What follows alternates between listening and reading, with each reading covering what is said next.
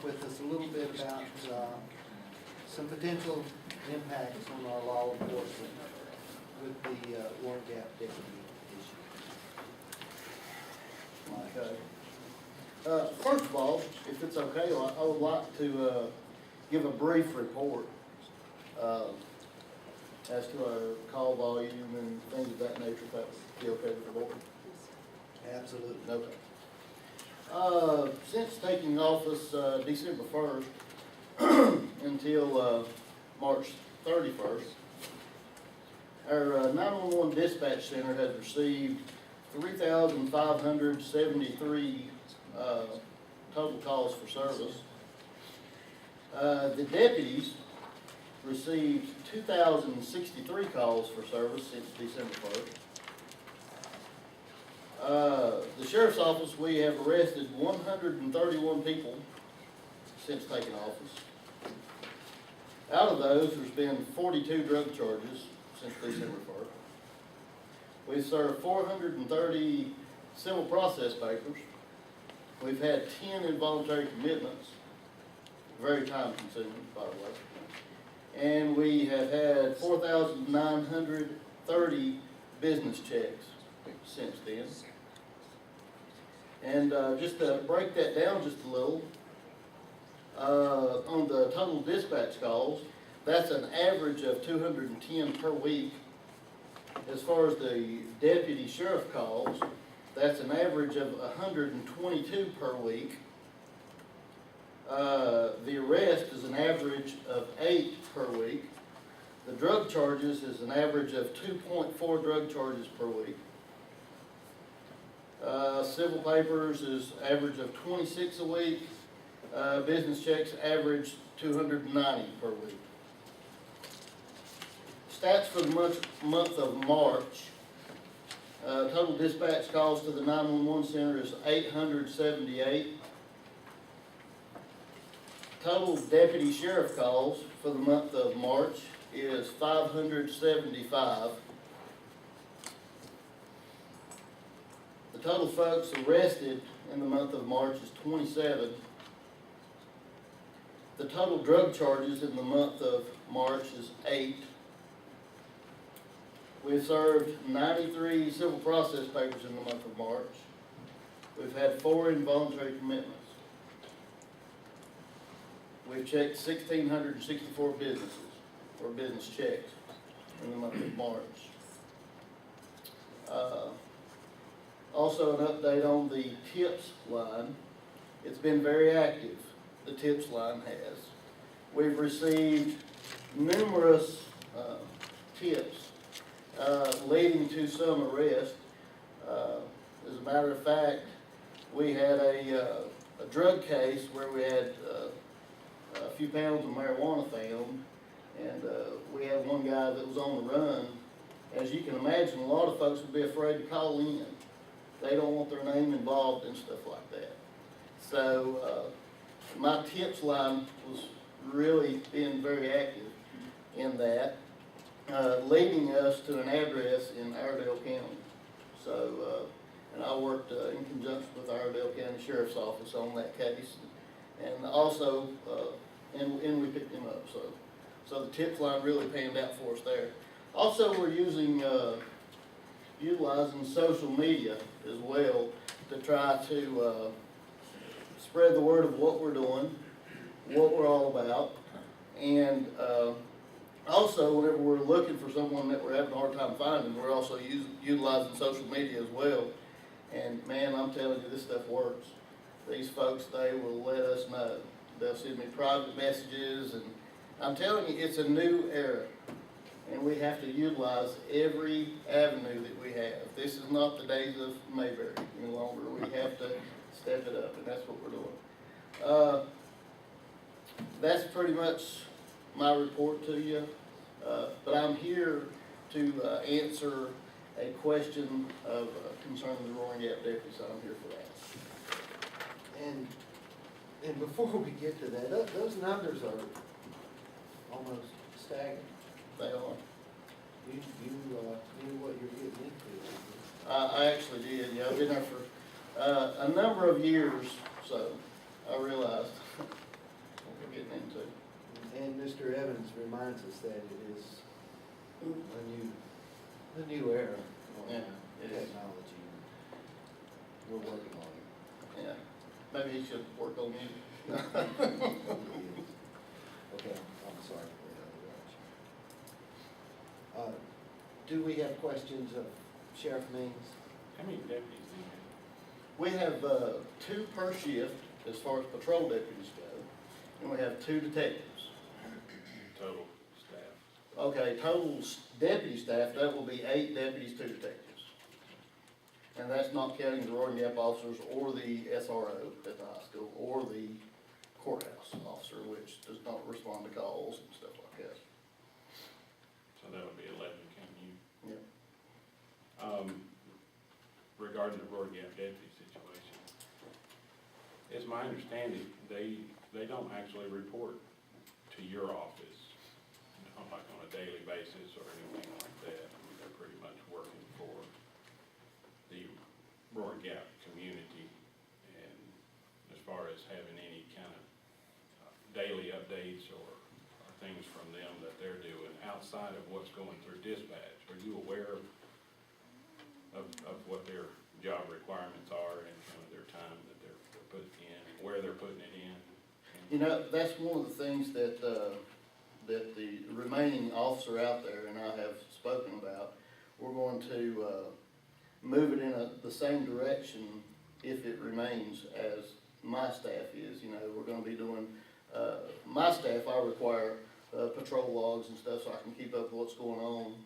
And that's one of the things that, Mr. Plummer and I had spoke about, and also the remaining officer out there, we have spoken about, so we can kind of keep better tabs, so we can keep better stats, so we can kind of know more what's going on. Well, I think that would certainly be enlightening if we had that currently in this discussion, because I have talked with Mr. Plummer and Mr.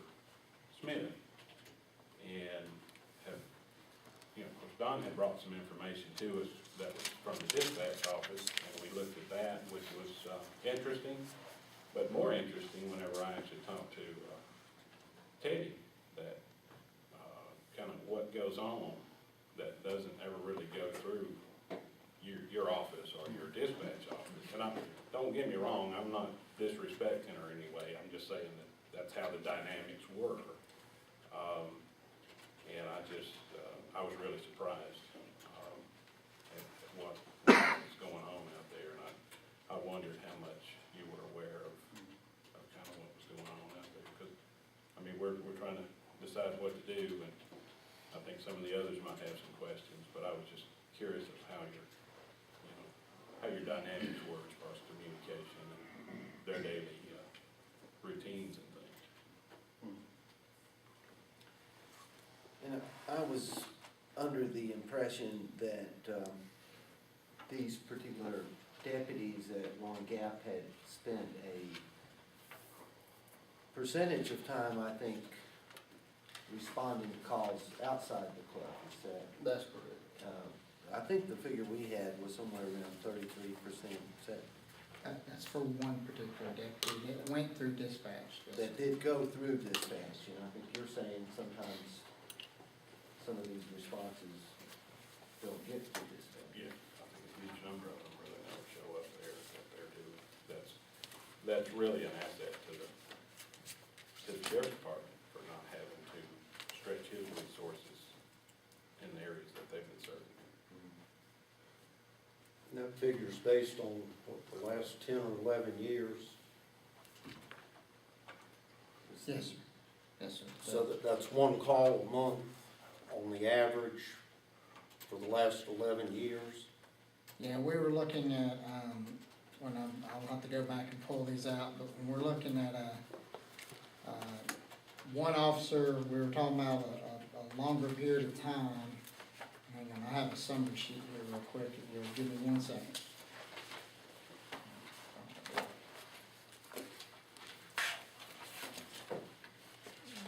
The numbers that you've always been quoted basically was from one officer, the 33% was from 2003 to 2014, 139 calls, and the other So that was the 11-year period. The other officer, the numbers that were quoted in the past was 2006 to 2014, which is an 8-year period, and that was about 69 calls or so between those two.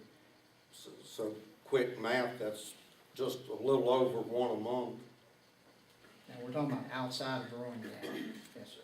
That's a dispatch call. That doesn't take into account if the call was canceled before they made the trip. It doesn't take into consideration numerous variables. That's just a straight report from dispatch if their number was dispatched to a scene.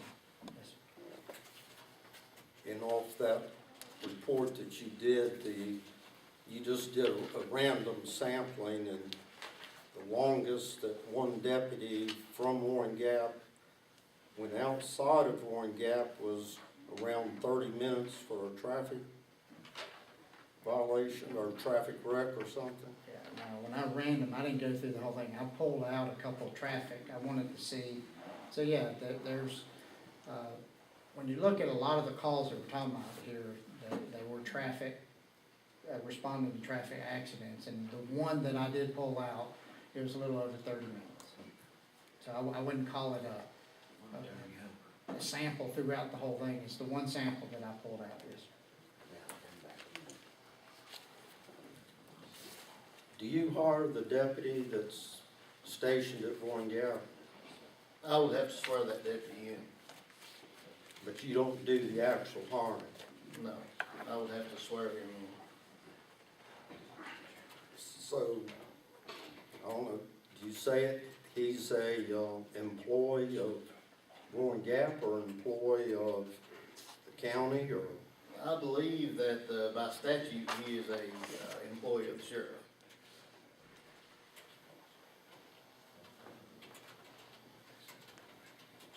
Any other questions? How's with the current deputies and the staffing, the way things are, calls that you're running, how are they, what kind of time do they have? I mean, do you have time to take many more calls on, or can you speak to the nature of kind of how they're? how I'll the be honest schedules with you, go? since taking office, I have made many changes. Those changes being, as many folks know, during the daytime, we go to all the schools. My officers patrol the school systems. I think that's very important for safety. I know that currently we can't provide a SRO for each school, although I would love to have that, but I know funding's not there for that. So I always try to look at Plan B. And Plan B being, I'm going to utilize what staff I have to try to accomplish the goals that I have to protect the citizens of this county. Having said that, they have many more responsibilities today than they did a year ago. Because I feel that more things need to be done to protect our kids and our seniors and other things. So, I hope that answers your question. Do you have in mind adding more stuff as you go forward? I mean, Yes, I do. As you all know, the Are You OK program is coming up. We're looking into avenues on that now. For those that don't remember what the Are You OK program is, it's the program to where the senior citizens or the shut-ins that's in the county that don't have someone to check on them every day, this program will check on these folks every day at their request, at whatever time of day that they would like to be checked on, and that's done through a computer system. And we currently have someone that has donated us, or in the process of donating us, a computer system. We're looking into another option on the Are You OK program, hopefully to provide it no cost. If that doesn't pan out, I'll be coming to see you. But that's going to need additional, it's going to require some additional time from officers from time to time. And I'm not sure how much extra it's gonna require. You know, if someone don't answer the telephone whenever, the computer system, calls them, you know, we're gonna have to send someone out. So I don't know how that's gonna increase our call volume. I wouldn't imagine that it's gonna increase it dramatically, but, it is gonna be a helpful service for the citizens. These are mostly senior citizens. Yes, senior citizens and the shut-ins, yes. Uh-huh. Folks can't get out. But I wouldn't imagine that that would be a terrible increase to our call volume. Well, I know your call volumes vary based on the need, the circumstances, the phone. You know, if you had to add half a dozen calls in a 24-hour shift, I mean, how would that impact a shift?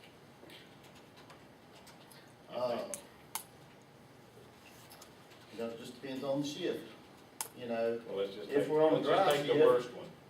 The worst shift, Yeah. I'm gonna tell you, you don't wanna go there, because the worst shift, you know, we're gonna have to call folks in to answer calls.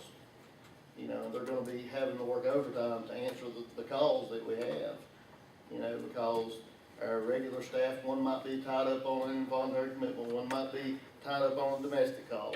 And, you know, we only have two, so, then you're gonna have to call in additional staff that's off work, or something that I'm trying to, utilize now instead of using so much overtime is going into part-time folks. So it's much cheaper to call those folks in than it is to, you know, use overtime, so, Are you having to do that much now? To help cover? yeah. Especially on commitments and stuff, a lot of times we'll try to, yeah, a lot of times we'll try to, you know, use the part-time folks to come in whenever they're available. Of course, they all have priority jobs, you know, but we'll try to utilize them when possible. It saves tons of money if we can, you know, use them instead. I'd like to hear that saving. That's what I'm all about. So I think I hear you say, you're very busy and people are maxed out on their time if you're using people on overtime. And so, the issue tonight on the agenda is, the Roaring Gap deputies, in this contract, or not. This is about, the impacts to law enforcement's response times to the Roaring Gap area in the event that the Roaring Gap deputy positions are removed. So, if they're removed, if this contract is not approved by this board tonight, or if it's not approved by this board, does that mean that your staff is going to be even more overcommitted, and you would be making more phone, or more, calls out to Roaring Gap, whereas you are not now? You know, regardless of the area of the county, you know, whether it be Lake Creek, Cherry Lane, Laurel Springs, Piney Creek, whatever the area of the county, if you have a tremendous call volume increase, of course, you're gonna have to take measures to provide services for the citizens. You know, as far as that goes, I'm not certain, you know, I'd have to cross that bridge when I get to it. It's certainly not going to make less work. It would increase the call volume, of course, it only makes sense. The response time would suffer. You know, I have put together, using Google Maps, I went through a few places in the county and just kind of did some, response times based on average traffic, stuff like that. And I just picked a few random places. From town to Roaring Gap Club, 25 minutes. 18 north at, like the Delhart Road intersection, 33 minutes to Roaring Gap Club. Piney Creek School to Roaring Gap Club, 47 minutes. Laurel Springs Post Office to Roaring Gap Club, 40 minutes. Allegra Development to Roaring Gap Club, 1 hour response time. So I put those together for your benefit. So, Commissioner Evans, did I hear you say there are, lots of calls to these deputies in Roaring Gap that do not go to dispatch? Yeah. Several. Yeah, one of the things that really come to my mind is a lot of those homes out there have alarm systems. And anybody who has an alarm system, you have a list of numbers on there that the monitoring company calls. And a lot of times it'll call to the deputies that are out there, and they'll never come into the dispatch. And so they're responding to those before they ever come up here. And those, oh, well, I've been guilty of setting several off myself. They tell me to go in, tell me where the key is, and forget to tell me the alarm's on, so. And yeah, I mean, they're pulling in the driveway. Well, in fact, last one I did, I walked out on the front porch and was talking to the homeowner on the cell phone, and drove up. We got it turned off, but there's that, and then there's been a lot of time, you know, there's High Meadows and Old Boat, and they serve in those areas as well.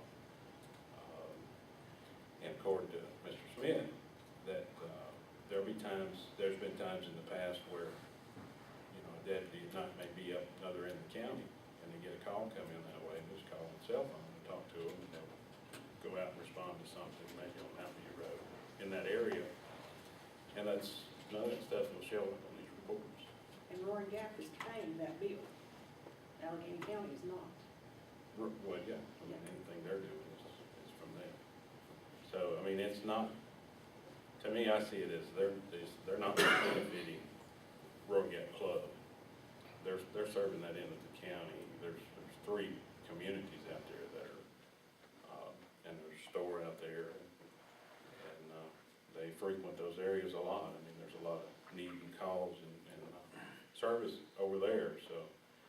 And whenever it's a law enforcement situation, I mean, they'll do these things like jump somebody's battery off, and maybe in Roaring Gap Club, but those are down the list of priorities. I mean, if there's a law need, those are at the top of the list, and those things will wait, so.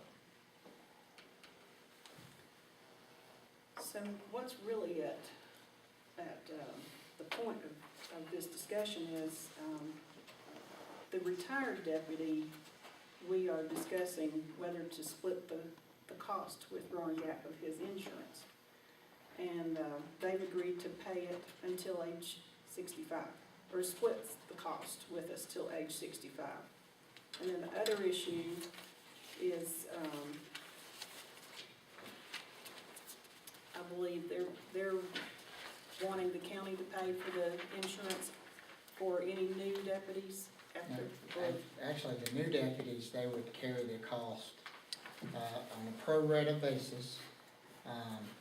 They would carry the cost until the age of 65. So for example, so if the deputy worked out their entire career, then they would cover 100% of the cost until the age of 65. If it was 50-50, then they'd split the cost 50-50 with the county. Right, okay, thank you. And I think that we're gonna be asked to give some specific direction, is the last item, I think, on our agenda tonight. I'm sorry, excuse me. In what's on the agenda, are we talking about one deputy that is retired, or are we in the discussion for both deputies? For the current retired position and for all existing and new positions. Those are the 2 things that are being discussed. Now, back to Sheriff Maines, that you, yourself, and other deputies get phone calls directly to your house that don't go through dispatch also, don't you? That's correct. Any other questions of Sheriff Maines?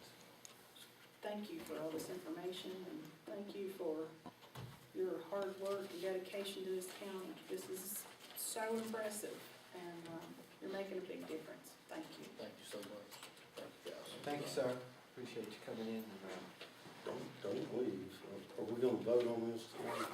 We're going to proceed with the agenda, and then we go to one of the deputies. We're gonna do the assistant. Well, you got it. You got any more questions? No, I mean, Don can answer them, I think. Okay. Very good. Are there any more questions for the sheriff? That's what He's I- walking out the door. Apparently not. Okay. Okay. We have Rita Miller, our tax administrator, with us